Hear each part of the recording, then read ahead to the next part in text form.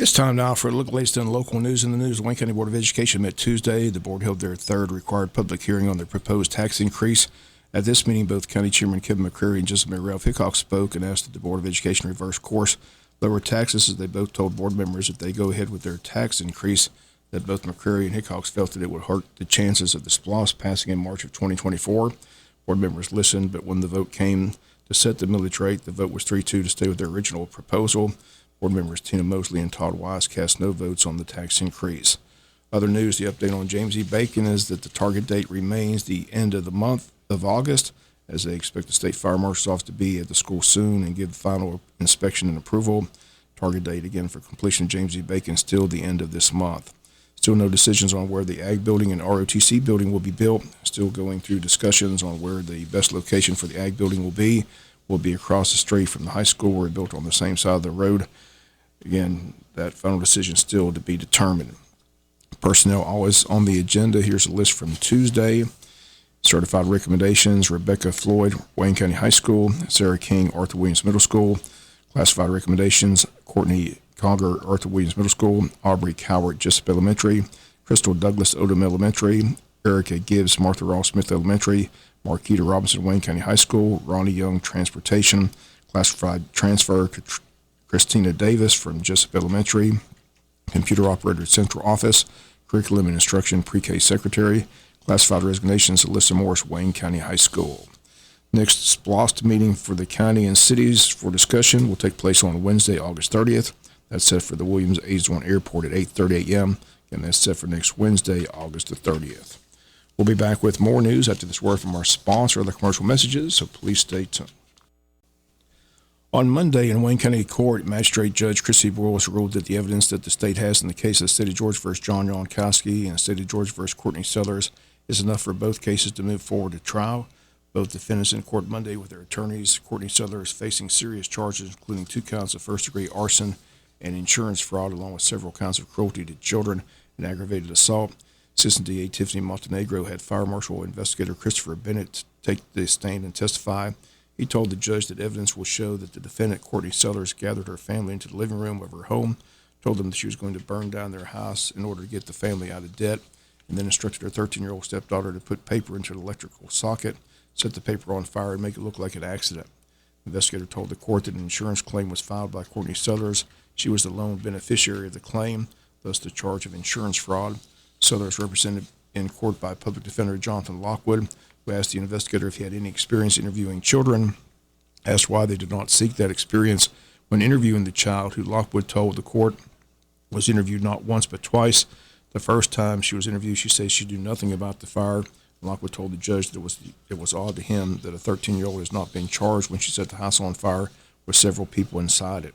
Once again, the judge rules in favor of the state. The case now heads to Superior Court. In the case of the State of Georgia v. John Yankowski, also headed to another hearing in Superior Court. The judge ruled in favor of the state. Yankowski facing a series of charges, and this past Friday the state served him with more charges, including manufacturing drugs and a rape charge. On Monday, the state's witness was Chief Investigator Brad Kickletter, who told the court that their undercover investigation began as a drug operation, as they had information that cocaine was being distributed at several local drinking establishments in Wayne County. Kickletter said they had a list of 10 suspects, but this time they state the only person arrested thus far is defendant John Yankowski. But the investigation by law enforcement continues. Kickletter testified that since Yankowski's arrest, that 12 women have come forward to make statements claiming they were raped by the defendant, but those cases date back 9 and 15 years, and at that time, no one was arrested and no one charged.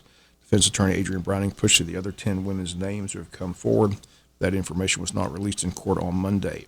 Kickletter says that on the night in question, that law enforcement had 3 undercover agents working, 2 females, 1 male, and that 1 undercover female agent, the one the state says was drugged by the defendant, had a body cam on her with audio and video, and that Kickletter and several officers were monitoring that evening from a different location. Kickletter admitted, however, that they did not have the video that evening from the Chop House, as they waited too late to request the video. The restaurant keeps the video on a 7-day loop, and they showed up asking for the video on day 8. Kickletter says the agent was drugged by Yankowski. He remains in jail at this time. Defense attorney Adrian Browning motioned to have the criminal attempt to rape charge removed and dropped from the case, Browning says the state has not provided any evidence to that effect. She claims he's charged with that because he simply texted the agent to ask her to come back to his home, but the officer went to another establishment, the VFW, and had another drink, as law enforcement had information that the drug transaction was going to take place that night at the VFW, but again, no one was arrested that evening. Browning says it sounds bad, but Yankowski could have asked her to come home to his house for a variety of reasons. Browning said maybe he wanted to steal her debit card or rob her. To claim intent to rape, Browning says it's a stretch and asked that the charge be dropped, but the state ruled in favor of the state. Browning said their client went home to his girlfriend that evening and was home the evening in question.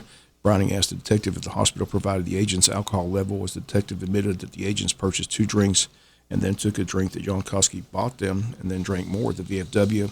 Kickletter says they simply don't have that information.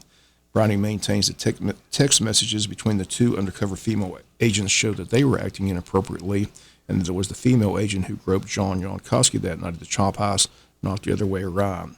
She asked Agent Kickletter if that transaction is on the body cam, but Kickletter says that took place under the table and is not seen on the body cam. That's why Browning wanted the video from the restaurant, but again, that video now does not exist, as law enforcement waited 8 days to request a video, and the restaurant only has the loop on their restaurant for 7 days. As far as the drug that was the state claims was used to drug the undercover agent, they stated it was an opium, and now they say it was a hydrocodone drug. Browning says that Yankowski recently had foot surgery, and that's why that drug was in his truck. Once again, Browning says her client will be found innocent of the charges once this goes to trial. We'll continue to follow the story as it develops. Keep in mind, Yankowski has not been indicted as of yet.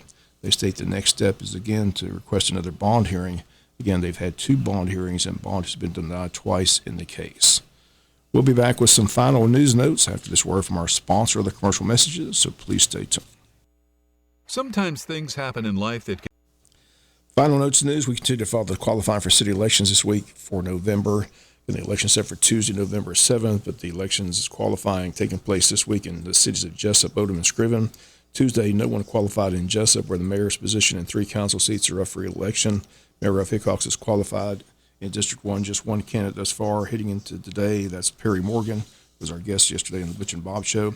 District 4, 1 candidate, Jonathan McCullough, and in District 5, 2 candidates. The only contested race at this point, both Mike Deal and Katrina Dumas have qualified in District 5.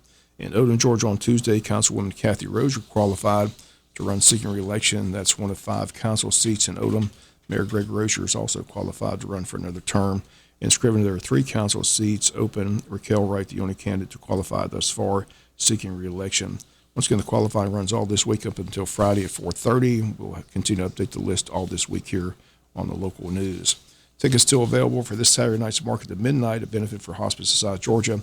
Features a band out of Florida called the 6-Piece Suits. They'll perform from 7:30 to midnight this Saturday, August 26th. Tickets $15 available that evening at the Farmers Market, but also in advance. You can call Kylie McGregor at 912-588-0080. Silent auction items, food vendors, dancing, all taking place this Saturday at the Wayne County Farmers Market. Market to midnight, a benefit for Hospice of South Georgia. Tomorrow at the Wayne County Library, local author Jimmy Hill, a Gardai native, is going to be in Jesup with copies of his book for sale. Cash, check, or card will be accepted. It takes place tomorrow afternoon between 5 and 7. The book is entitled They Inspired Me, My Journey from Gardai to Tomahawk Mountain. Focuses on his life starting in Gardai, Georgia, and continuing to his career with a Fortune 500 company and beyond. Again, Jimmy Hill, Gardai native in Wayne County at the Jesup Library to sign copies of his book tomorrow between 5 and 7. Finally, the news tonight in Milwaukee, the first debate with the Republican candidate seeking the nomination for president, hosted by Fox News, gets underway at 9 p.m.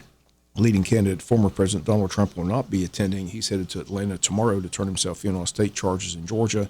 All that taking place in Atlanta tomorrow. But tonight, the first Republican debate, once again, Fox News has the coverage, gets underway tonight at 9 p.m. That's going to do it for the latest in local news. Sports comes your way in a few minutes. Bob Morgan, have a great day.